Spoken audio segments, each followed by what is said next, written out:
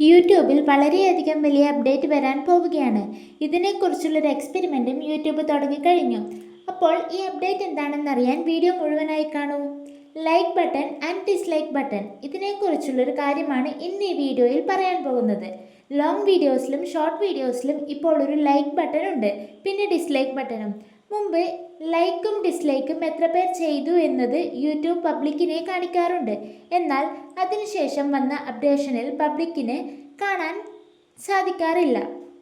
ലൈക്കിൻ്റെ എണ്ണം മാത്രമാണ് കാണാൻ സാധിക്കാറ്, എന്നാൽ ഡിസ്ലൈക്കിൻ്റെ എണ്ണം കാണാൻ സാധിക്കാറില്ല. എന്നാൽ ക്രിയേറ്റേഴ്സിന് അവരുടെ യൂട്യൂബ് സ്റ്റുഡിയോയിൽ ഈ ഡിസ്ലൈക്കിൻ്റെ എണ്ണം കാണാനും സാധിക്കും.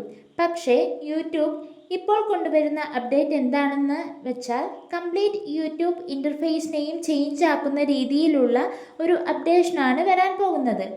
ഇൻസ്റ്റഗ്രാം പോലുള്ള മറ്റ് സോഷ്യൽ മീഡിയ പ്ലാറ്റ്ഫോം പോലെ യൂട്യൂബ് ഇപ്പോൾ യൂട്യൂബ് ഷോർട്സിൽ നിന്നും ലൈക്ക് ബട്ടൺ മാറ്റി ഹേർട്ട് ബട്ടൺ കൊണ്ടുവരികയാണ്.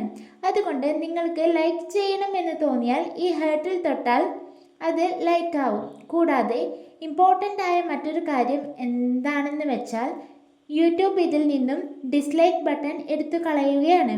അതായത് ഇനി മുതൽ യൂട്യൂബിൽ ഡിസ്ലൈക്ക് ബട്ടൺ ഉണ്ടാവില്ല. ഈ അപ്ഡേഷൻ ലോഞ്ച് ചെയ്ത് കഴിഞ്ഞാൽ നമ്മുടെ വീഡിയോയിൽ കാണുന്ന ഓഡിയൻസിന് ഇനി മുതൽ നമുക്ക് ലൈക്ക് അല്ലെങ്കിൽ ഹേർട്ട് നൽകാൻ മാത്രമേ സാധിക്കുകയുള്ളൂ. ഡിസ്ലൈക്ക് എന്നൊരു ഓപ്ഷൻ ഉണ്ടാവുകയില്ല. എൻ്റെ ഈ കൊച്ചു യൂട്യൂബ് ഇൻഫോർമേഷൻ വീഡിയോ ഇഷ്ടപ്പെട്ടാൽ ഇതുപോലുള്ള കൂടുതൽ അപ്ഡേഷൻസ് അറിയാൻ എൻ്റെ ചാനൽ സബ്സ്ക്രൈബ് ചെയ്യുക. ഈ വീഡിയോ ലൈക്ക് ചെയ്യുക, ഹൈപ്പ് ചെയ്യുക, കമൻറ്റ് ചെയ്യുക. Thank you for watching.